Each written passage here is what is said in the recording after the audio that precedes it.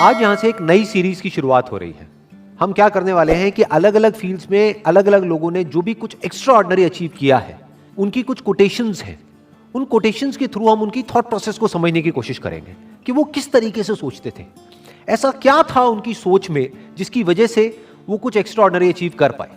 तो आज शुरुआत होने वाली है एल्बर्ट आइंस्टाइन से। लेकिन अगर आप लोग जो मुझे अभी वीडियो में देख रहे हैं, आप चाहते हैं कि कोई पर्टिकुलर पर्सन है जिनकी कोटेशंस की हम डेप्थ में जाएं और उनकी थॉट प्रोसेस को समझने की कोशिश करें, तो आप नीचे कमेंट सेक्शन में बता सकते हैं और मेरे आने वाले सेशंस में मैं एक एक करके उनको कवर करता चला जाऊंगा।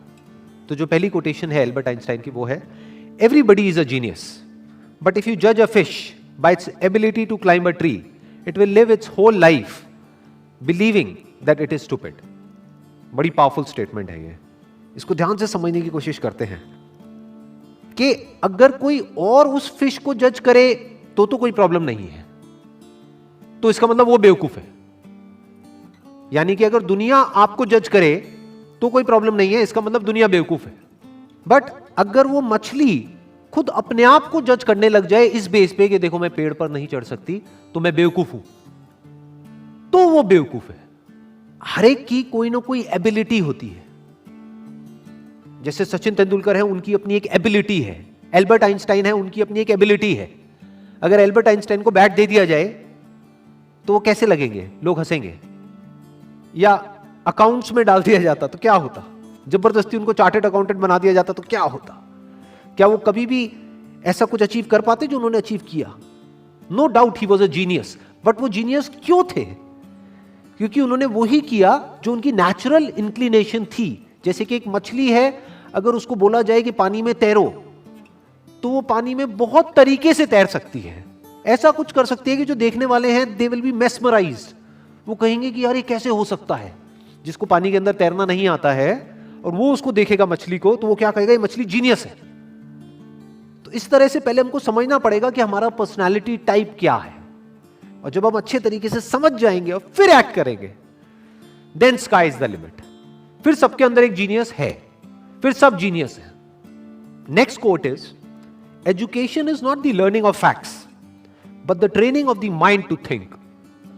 क्यों कहा जा रहा है ये? देखो क्या कमाल की बात इन्होंने कही है।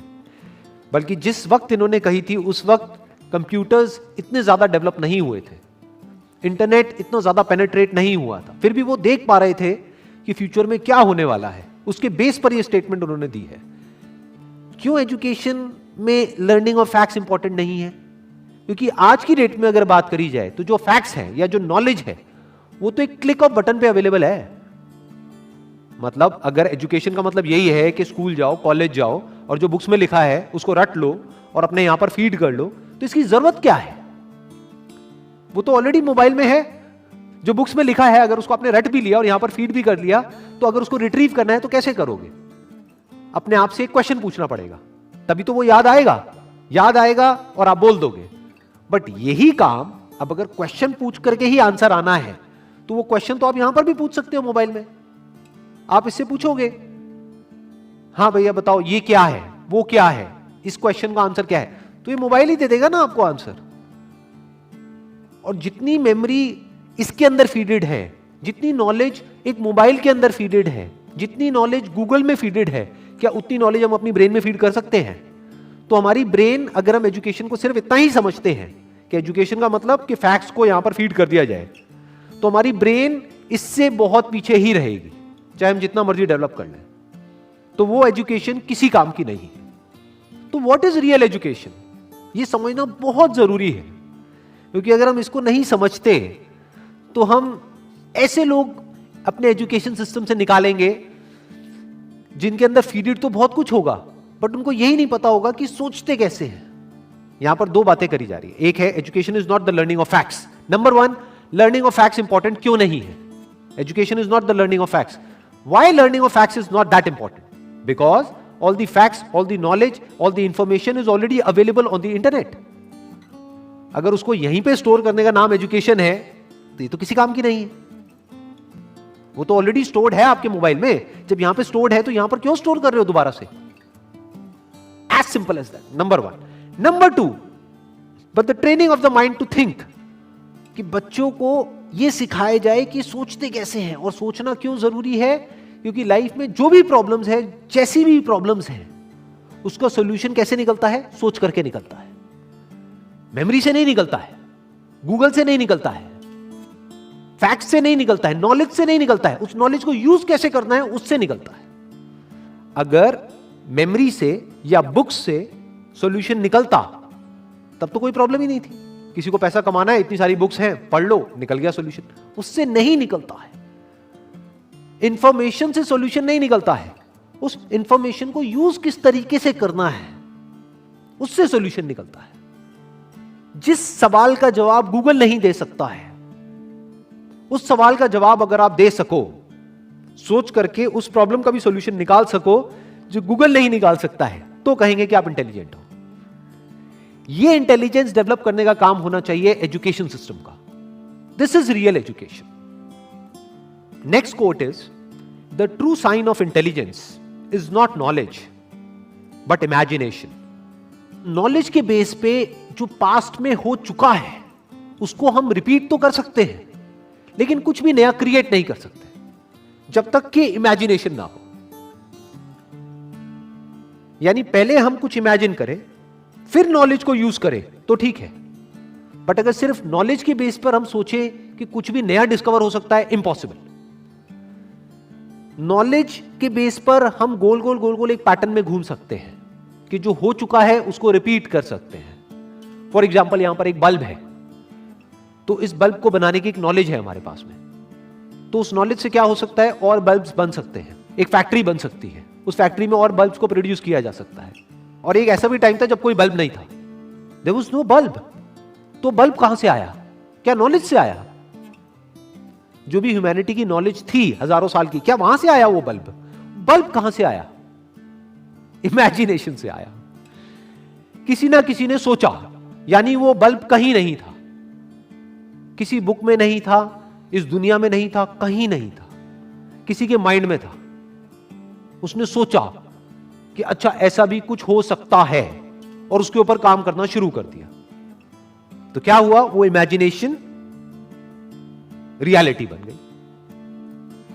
इनफैक्ट अगर हम अपने आसपास में देखें, इस दुनिया में कुछ भी, एक सुई से लेकर के एक एरोप्लेन तक, सब कुछ आज रियलिटी है। आज वो नॉलेज के फ्रेमवर्क में है। आज हमारे पास में नॉलेज है कि सुई कैसे बनानी है, एरोप्लेन कैसे बनाना है। We have knowledge of producing it, we have knowledge of running it, we have knowledge of creating it. But एक टाइम पे वो सब क्या था? वो इमेजिनेशन था, सब इमेजिनेशन था। जब इमेजिनेशन रियलिटी में कन्वर्ट हो जाती है तो वो नॉलेज हो जाती है, फिर उसको रिपीट किया जा सकता है। तो दैट इज कन्वीनियंट, बट वहां पर कुछ भी नया डिस्कवर नहीं हो सकता है। कुछ भी नया डिस्कवर करना है तो यू नीड इमेजिनेशन। जैसे एक तरफ से व्हील डिस्कवर हो गया, एक तरफ से लगेज डिस्कवर हो गया, अब यहां पर इमेजिनेशन की जरूरत है। क्या लगेज उठाने में दिक्कत आ रही है? व्हील है, व्हील लेकिन बड़ा है, तो अगर इस व्हील को छोटा कर दिया जाए और उस लगेज के नीचे फिट कर दिया जाए तो क्या होगा? ये इमेजिनेशन है। This is the difference between imagination and reality. यानी कि अगर इसको हम अपनी लाइफ से रिलेट करें तो जो भी हमारी जो करंट सिचुएशन है या जो भी कुछ आज तक हमारे साथ में हुआ है, वो सब क्या है? नॉलेज है, फैक्ट्स है। हो सकता है वो फैक्ट्स या जो हमारी रियलिटी है वो ये कह रही है कि हम लाइफ में कुछ कर ही नहीं सकते, बट इमेजिनेशन यहां पर क्या कर सकती है? इमेजिनेशन यहां पर अगर हमारे अंदर है तो हम इमेजिन कर सकते हैं कि फ्यूचर में इस रियलिटी को बदला जा सकता है।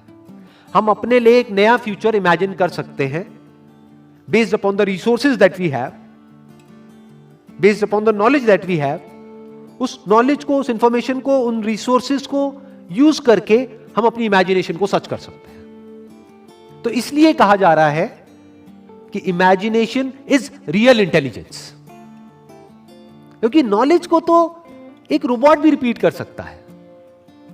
तो रोबोट को हम आर्टिफिशियल इंटेलिजेंस तो कह सकते हैं, रियल इंटेलिजेंस नहीं कह सकते। यानी कि कोई प्रोडक्ट है वो बनाना है तो वो तो मशीन्स भी क्रिएट कर सकती है और करती ही है। एक रोबोट भी बना सकता है, लेकिन कुछ ऐसा है जो रोबोट नहीं कर सकता, जो हम ही कर सकते हैं। That is real intelligence, that is human intelligence. तो ये कुछ कोटेशंस थी एल्बर्ट आइंस्टाइन की, जिसको आज हमने डीपली समझने की कोशिश करी है। अगर इसके अलावा आप चाहते हैं कि कोई और पर्सन भी है जिन्होंने कुछ एक्स्ट्राऑर्डिनरी अचीव किया है किसी भी फील्ड में, और उनकी भी कोटेशंस की हम डेप्थ में जाएं, तो आप नीचे कमेंट सेक्शन में बता सकते हैं। तो मेरे आने वाले सेशंस में मैं एक एक करके उनको कवर करता चला जाऊंगा। Wish you all the very best. Thank you so much.